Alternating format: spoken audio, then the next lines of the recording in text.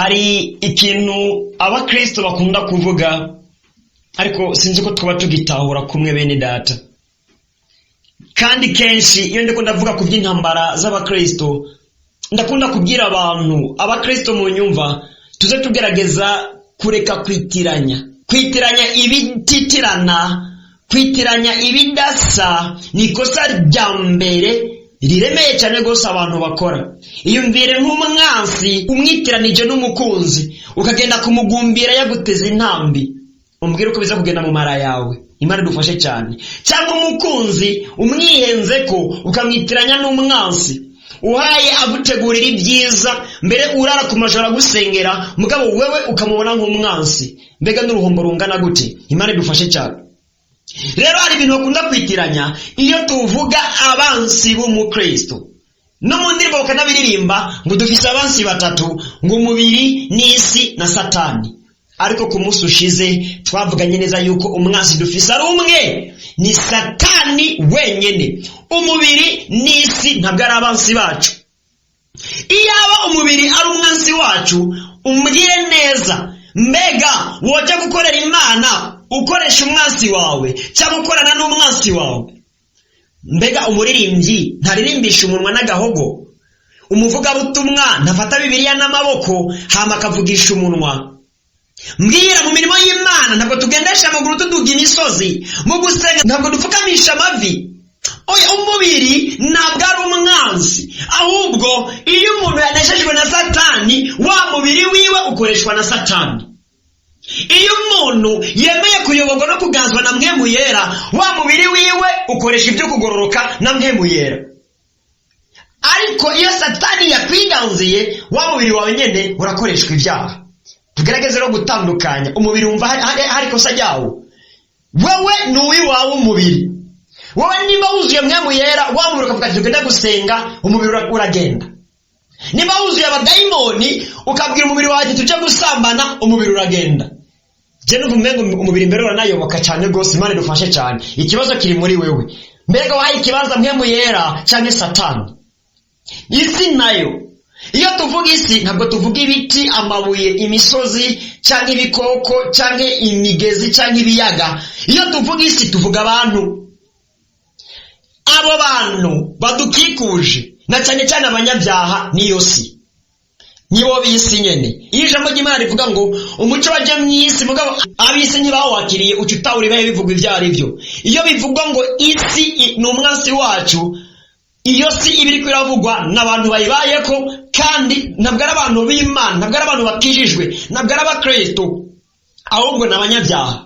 Mugabo abo banyabyaha nyene ntabwo ari abansi bacu. Oyaye, nibo Yesu Kristo yadutumye ko kubwira ubutumwa bwiza.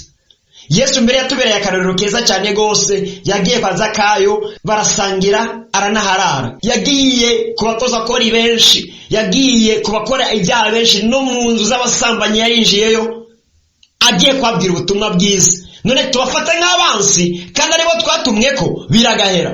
Mbere iyo twabwiye ubutumwa bwiza bagahinduka, baraza bagafatikanya nacu mu kubwira ubutumwa bwiza abandi batarahinduka, tubita abansi none. Oyaye, ariko Satani arashobora kubuririramwo iyo bamuhaye ikibanza, bakaza bakadutera ibibazo, bakatubera ibigeragezo bikomeye.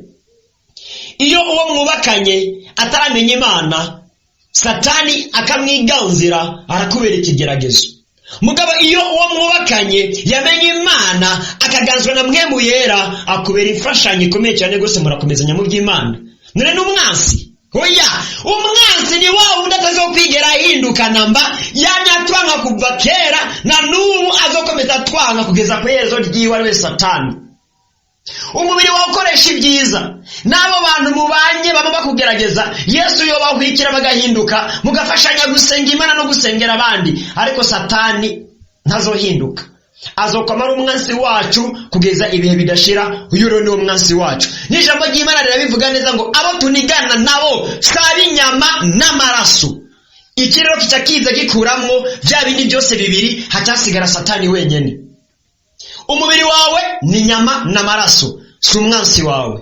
Abantu bandi bari mw'isi n'ab'inyama n'amaraso, si abansi bawe. abo tunigana nabo ni mwemu mbi z'ahantu ho mu kirere, ngo n'abakuru b'abaganza b'ahantu ho mu kirere. Ni mwemu mbi, ni satani n'abadayimoni n'ibisigo. Ibi nibyo tugwana nabyo ijoro n'umurango.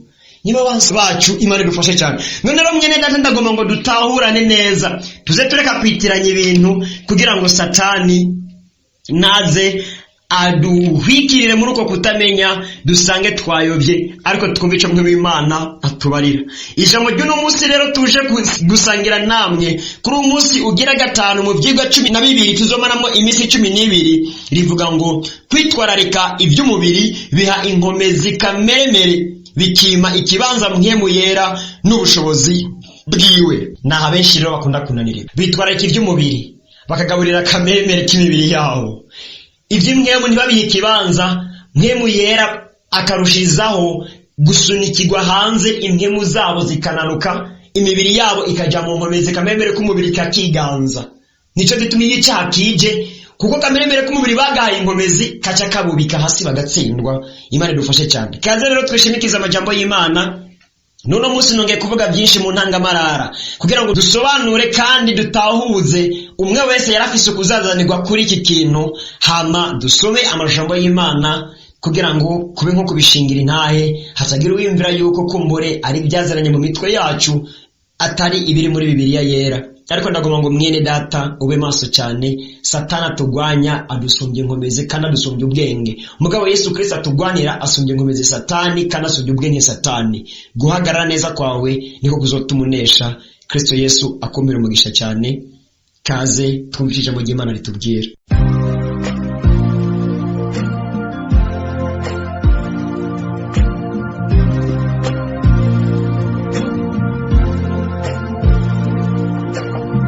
Turahera mu gice cya mbere Paulo yandikisha ishengero ry'Abikorinto igice cya 6 ku murongo wa 12, hari amajambo y'Imana twumve ico ijambo ry'Imana ritubarira.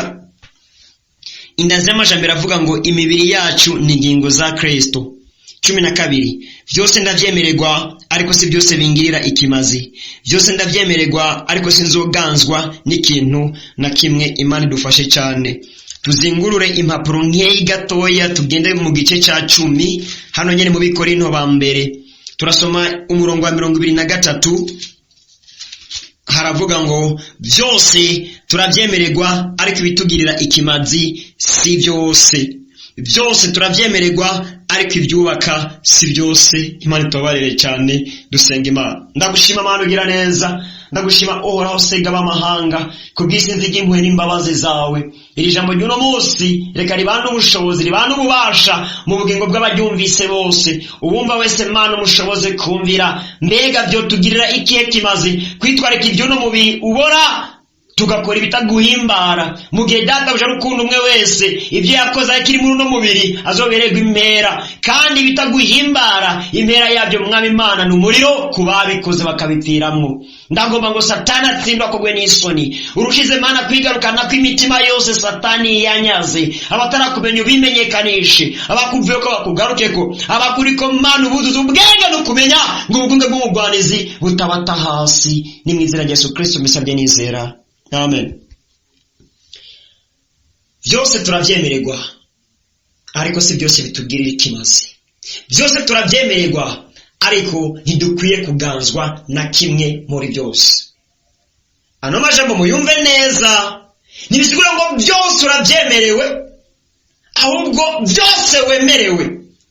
Rino jambo muritahure neza, kuko tuvuze ngo byose urabyemerewe, urumva no gusambana urabyemerewe, kandi iyo umaze kucyemererwa urumva ugikoze cyazana ingaruka mbi cyangwa atangaruka mbi kizana, kuko ucyemerewe nta cyaha kirimo.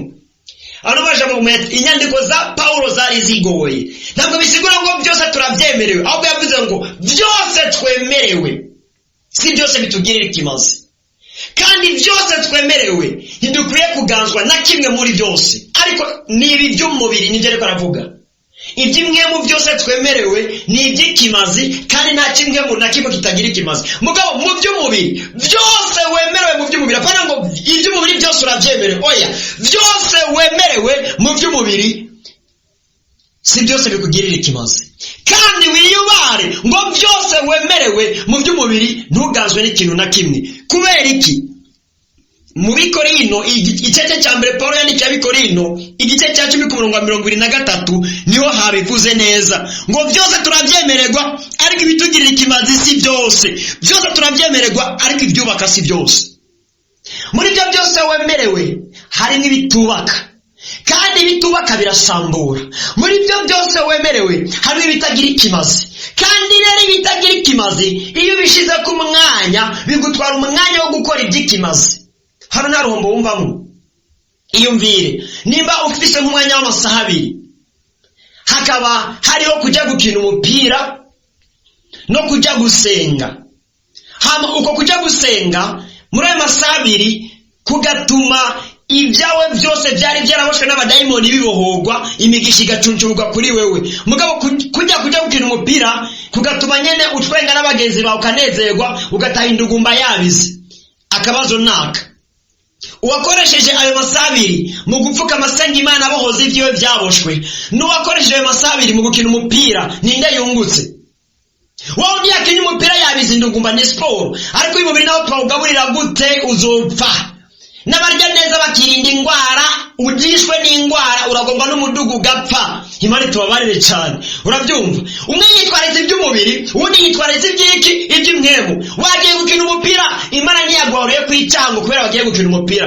Oya, wagiye guterama n'abagenzi mu marigara, mwaganire mwatwenze, kandi n'umubyo mwavuganye nta nsaku zabayemwo cyangwa iby'ibishirasoni, witahiye amahoro, nta kibazo, ni byiza. Mugabo wundi nawe yari ku rusengero, undi nawe yagiye gufasha abagwayi, undi nawe yari kwasoma ijambo ry'Imana muhira, undi nawe yafashe umwanya wo gusenga Imana, undi nawe yagiye kurebesha bari mu mabohero. Y'amasaha 2 nyene, umwe yakoresheje mu by'umubiri, undi yakoresheje mu by'imwemu. Uko niko ubuzima butandukanye bw'abantu. Kandi umukristo akwiye gutabura neza yuko umubiri we wapfuye cyagihe abatizwa. Kujya kwinikwa mu mazi ngo ni guhambana umubiri wacu na kameremere kawo. Kujya kwinugwa mu mazi ni kuzukana umubiri musha turongorwa na mpemu yera. Rero iby'umubiri iyo ubihaye ikibanza uri umukristo, uba uriko urazura ka kameremere k'umubiri wahamba. Kandi iyo ukazuye ugakomeza kugaha ikibanza, uba uriko wirukana mpemu yera wahabwa cyagihe wakira Kristo Yesu. Sinzi ko mubyumva. Niyo benshi rero bananirirwa. Umubiri ntabwo ari umwanzi wacu. Mugabo iyo ahabyutse kameremere k'umubiri wacu, Satani arakuriramwo ugasanga ukoze ibyaha. Imana idufashe cyane. None rero umwe wese ashishikare gusuzuma ibyo yitwararika ibyo ari byo. Mbega ni iby'isi, mbega ni iby'umubiri, cyangwa ni iby'imwemu? Kuko dukwiye gutabura neza ko tutari imibiri ifise imwemu, ahubwo turi imwemu zambaye imibiri. Umuntu ntabwo ari umubiri ufise imwemu, ahubwo umuntu ni imwemu yambaye umubiri. Ubwo rumibiri ruzopfa, ariko imwemu yawe izosigara. Mugabo ibyo wakoze wambaye uwo mubiri ari byiza, uzobiherebwa impera ube mu ijuru ibihe bidashira mu munezero. Ari bibi, uzobiherebwa impera ube muri gihonomu ibihe bidashira mu mubabaro, uturirwa n'umuriro. Mugabo ijambo ry'Imana ribivuga gute? Reka tuharangirize.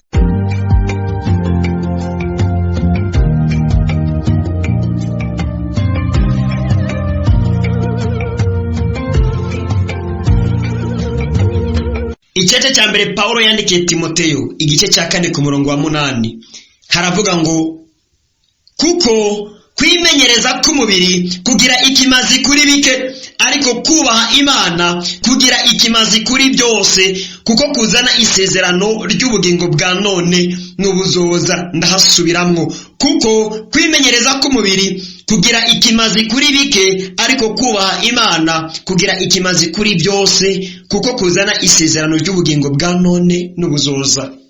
Naha egome umwanzi wacu ni Satani.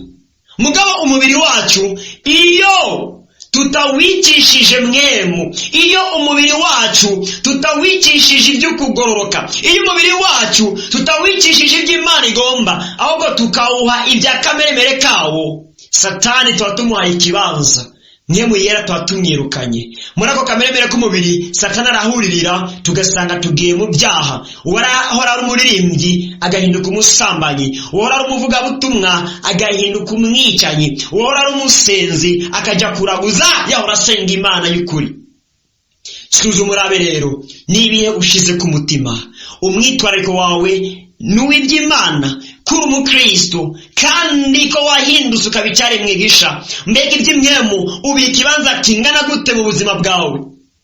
Uri wowe wundi amara amasaha 80 y'umunsi ari kurya n'ukoga n'ukuryama, ataryamye naho akaba ari ku mafilme, atari ku mafilme ari gutembera. Yitwa umukristo, Bibiliya ntayifise. N'abafise Bibiliya bayisoma kwa Mungu bari mu rusengero. Uko witwararika iby'umubiri niko kameremere k'umubiri wawe ugaha inkomezi, kandi uko uha inkomezi kameremere k'umubiri wawe niko mwemu yera umwirukana, kandi uko wirukana mwemu yera niko azogera igihe mwemu yera yigira kopokopo ukaganzwa na kameremere k'umubiri kandi uri mu rusengero. Niyo ya ntango yo gukora ibyaha no kubigwamo. Fata umwanya wawe upange neza iby'imwemu aba ari byo witwararika. Paulo abwira Timoteyo ngo kwimenyereza iby'umubiri, kwitwararika iby'umubiri kugira ikimazi kuri bike, ariko kubaha Imana, kwitwararika iby'imwemu kugira ikimazi kuri byose, kuko kuzana isezerano ry'ubugingo bwa none n'ubuzoza. Numva no gusabira kubana umwitwarariko w'iby'imwemu, numva no guhanurira gufata umwanya ukuri wo gusenga. Badaniyeli basenga 3 ku munsi. Mbega usenga kangahe? Ko hari abafata imyanya yo kwisonzesha. Burindwi afise umunsi yahebye amasaha 28 avuga ati uyu munsi zoje imbere y'Imana nsenga nisonzeshe. Mbega we bimeze gute? Hari ababyeyi bafata abana bakabakoranya mwijoro imbere yo kujya kuryama, umugore n'umugabo bakicara ngaho, abana bagakikuza imeza, bakaririmba kantike, bagasoma ijambo ry'Imana, bagaca bugufi bagasenga, bakezanya bagasabana imbabazi, bakiragiza Imana bakaja kuryama. Mbega mu rugo rwawe urabikora? Imana idufashe cyane. Nimba koko ugomba kubugingo bwawe burokoka, itwararika iby'imhemu, ariko ukaba uriko witwararika iby'umubiri wifuza kubugingo bwawe burokoka, uri kuronderera ugutabagwa mu nzira itariyo. Iby'umubiri ntukabyitwararike kuko umubiri uzopfa. Iby'umubiri ntukabyitwararike kuko umubiri kubwa kameremere kawo uzogutwara mu byaha, ariko itwararika iby'imwemu kubwa mwemu yera uzogororoka, kandi kugororoka Imana izokugirira neza ikurokore kuri wa munsi. Yesu Kristo akomera umugisha cyane. Iki cyari kigwa cy'uno munsi, abacumbise mwese Imana bahezagire. Ku munsi w'ejo tuzokwiga kuri teme ivuga ngo niwakunda isi n'ibyayo uzoba witaye mu mutego w'umurwanizi Satani, kuko muri byo ntagakiza karimwo atari urupfu. Hano tuzovuga ku isi nayo. Ntibavuga yuko abase baca ari 3. Uno munsi umubiri nawo ukuyemwe ngo wabyumvise neza, ejo naho isi nzayikuramwo nayo. Umwanzi wacu ni Satani, tubyumve neza ntitubyitiranye. Umubiri n'isi ntabwo ari abansi, ahubwo duhagaze tugashikama umubiri n'isi twabikoresha mu kubahisha Imana. Yesu Kristo abampera umugisha naho umunsi ukurikira. Nuko nshuti za Kristo, iri niryo jambo ry'Imana nari mfise nsangira namwe kuri uno munsi. Mwebwe mwese mwadukurikiranye, Uhoraho Imana abahezagire cyane. Hama woba utari bwakire agakiza ukifuza kwakira agakiza, canke woba wari warakiriye agakiza ariko mu nyuma ugasubira inyuma mu byaha, mugabo inyuma yo kumva ijambo ry'Imana ukifuza kugaruka kuri Kristo Yesu, nyandikira kuri WhatsApp yanje guteranya 265 99 488 Izi nizo nimero zanje za WhatsApp, unyandikire kugira ngo mbigufashemwo. Niba ugomba kwakira agakiza cyangwa ugomba gutunganya ubugingo ngo ugaruke kuri Kristo Yesu, tuzobigufashamwo. Eka nawe we ari ryambere wumva buno butumwa bwiza ukifuza ko buzokoma bugushikira ukabusangira nacyo, unyandikire kuri izo nimero. Ibisigaye ndushiza kubamagarira bene data kwihana no kureka ibyaha, muhindukire kandi mugororoke kuko iminsi ari mibi cyane. Ibisigaye murushirize kandi kudusengera. Musengere je nk'umukozi w'Imana muri kino gikorwa, munasengere kandi na kino gikorwa ngo Uhoraho Imana rushize kukizigama no kugishigikira mu nzira zose zishoboka. Kandi turabashimira namwebwe mutubwira ko ubutumwa bwiza dutanga mu kiganiro ijambo ry'umunsi buriko burabafasha bikomeye cyane gose mu by'imwemu, mu busabikanye n'abandi mufise kontakti zabo no mu yandi magrupe yose ya WhatsApp murimwo. Uhoraho Imana azobibahezagirira nimwabikora mu bikunzi. Tuzokomeza kumusukurikira naho gutaha muzigamwe cyane.